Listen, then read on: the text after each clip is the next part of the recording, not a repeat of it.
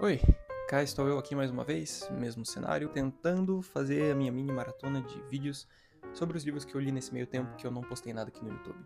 Quando eu terminei de ler o Catábases, inclusive o vídeo tá aqui se você quiser ver, eu acabei decidindo pegar um livro um pouquinho menor, porque eu acabei decidindo começar pelo maior, e então eu demorei um pouquinho para terminar o Catábases.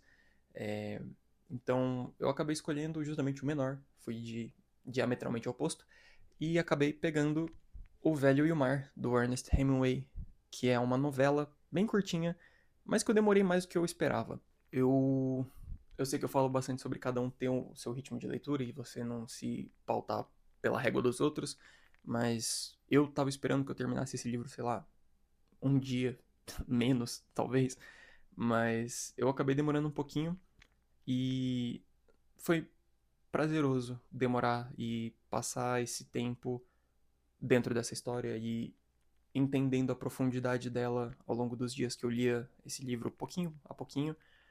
E no final foi bem positiva essa experiência. O livro conta a história do Santiago, um velho pescador de uma cidadezinha de Cuba, que tá num período de maré de azar. Faz mais de 80 dias que ele não pesca nada, e o parceiro dele, o Manolin, acaba saindo por pressão dos pais dele, porque ele é um pescador jovem e ele não estava conseguindo pescar nada com o Santiago, então ele é meio que forçado a deixar ele para ir para um outro grupo de pescadores que são um pouco mais prolíficos e consegue trazer o dinheiro para casa, o pão para mesa, né?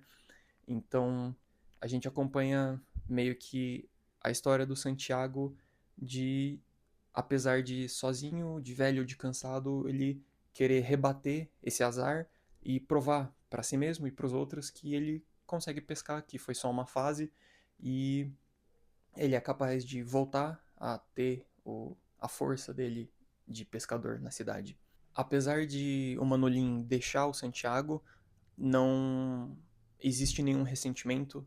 O Santiago entende isso e durante o livro todo você percebe um alto grau de admiração entre os dois personagens e em diversos momentos o próprio Santiago fica imaginando como seria se o Manolin estivesse aqui, se eu tivesse a companhia dele, se ele me ajudasse. Então tem um pouco dessa história de mestre e aprendiz e uma admiração entre os dois muito bonita de se ver. E ao mesmo tempo o foco da história é o Santiago sozinho em alto mar tentando pescar alguma coisa. No final das contas, o Santiago consegue. Ele pesca alguns peixinhos pequenos e acabam ficando como um sinal dele de reforço de, ó, você conseguiu pescar. É uma coisa pequena, mas você pescou. E para ele funciona como combustível. Ele decide prosseguir e tentar mais até que um grande peixe pega a isca dele. No final das contas, esse grande peixe se mostra ser um marlim enorme, enorme, enorme. E a gente começa a acompanhar então uma fase do livro que é uma degladiação entre homem e natureza, representados pelo Santiago e pelo Marlin. Para um livro tão pequeno, eu não esperava tanta profundidade. Em tão poucas páginas, você conseguir sentir a resiliência e a força de vontade de um cara de conseguir persistir sobre todas as intempéries, as noites geladas, a solidão, as dores, as limitações físicas do homem para conseguir seguir no seu objetivo e ter essa realização e conseguir levar literalmente esse peixe para casa. E isso é muito bem descrito pelos próprios pensamentos do Santiago. Ele apresenta isso verbalmente, falando sozinho e falando com o peixe sobre a admiração da força da natureza representada pelo peixe. Ele enxerga como dois papéis. Ele está representando o papel do pescador, da pessoa que está lá para pescar e para vencer essa força de resistir ao sistema de luta ou fuga do peixe. E ele reconhece que o peixe está no papel dele de resistir, de fazer força contrária, de tentar sobreviver. Mas sempre parece que persiste a ideia de que no final o homem vai triunfar. E apesar dos pesares, o Santiago volta para casa com os restos do Marlin, porque no momento que ele consegue pescar depois de algumas noites sozinho, lutando com o peixe, se machucando, ele consegue amarrar o peixe no barco. Só que isso atrai tubarões da região e peixes que vão atacar ele, e então você vê que no final das contas a natureza paga o seu preço, ela vai cobrar você pela sua tentativa de interferir no ciclo normal dela. E mesmo com isso sendo negativo pro Santiago, que chega abatido, cansado, com os restos de um peixe enorme amarrado ao seu barco, ele se vê feliz e positivo, porque no final das contas parece que é uma luta interna dele de conseguir não provar só para a cidade que ele não passou do seu tempo, que ele já tá atrasado, mas que ele se sente realizado. Apesar dele não ter voltado com o peixe inteiro, ele pescou, ele quebrou a maré de azar dele e ele resistiu às forças da natureza, ele sobreviveu sozinho e é um melancólico, mas esperançoso ao mesmo tempo. Parece um paradoxo, mas você se angustia com as seguidas perdas que o Santiago tem, que a natureza vai cobrando dele, mas você vê no final um velho feliz, cansado, abatido. Ele esperava voltar com o peixe íntegro, mas ele volta feliz, se sentindo realizado de certa forma. E eu acho que juntando tudo isso foi o que mais me pegou do livro, porque o livro tem 120 e pouquinhas páginas, ele é uma coisinha de nada. E você tem tanta profundidade. E você, com dois personagens principais, o Santiago e o Manolin que nem aparece tanto, ele aparece mais no começo e no final, quando o Santiago sai, quando o Santiago volta para a cidade, mas você vê através do pensamento do Santiago toda a relação que eles têm, toda a relação que eles construíram, e você vê a profundidade dessa relação entre os dois.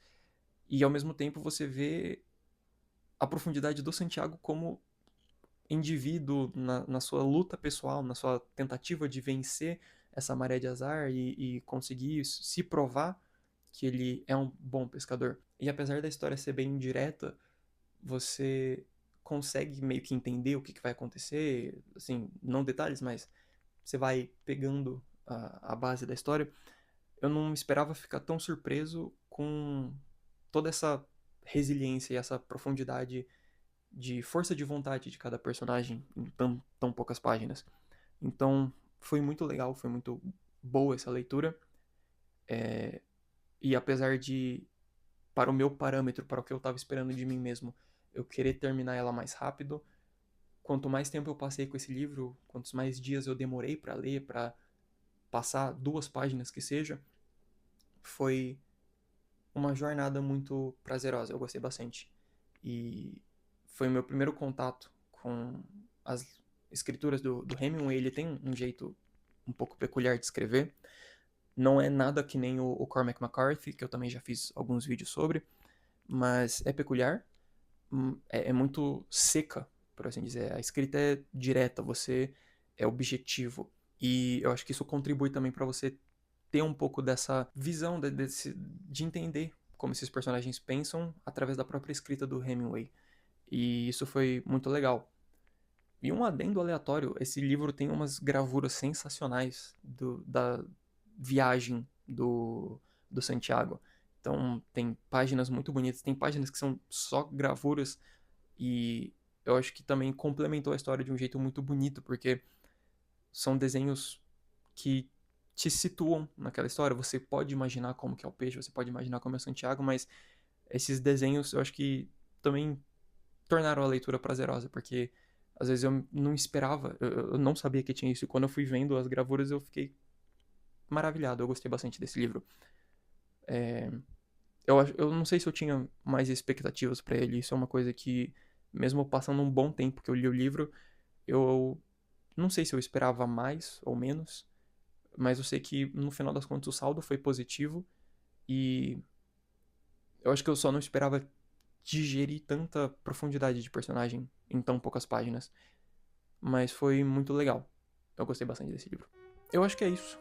Esse vídeo fica por aqui. Se você gostou, se você já leu alguma coisa do Hemingway, se você já leu O Velho e o Mar, por favor, fique à vontade para comentar, falar sobre suas experiências, o que você tem lido ultimamente, quais são seus planos de leitura. E é isso. Até uma próxima.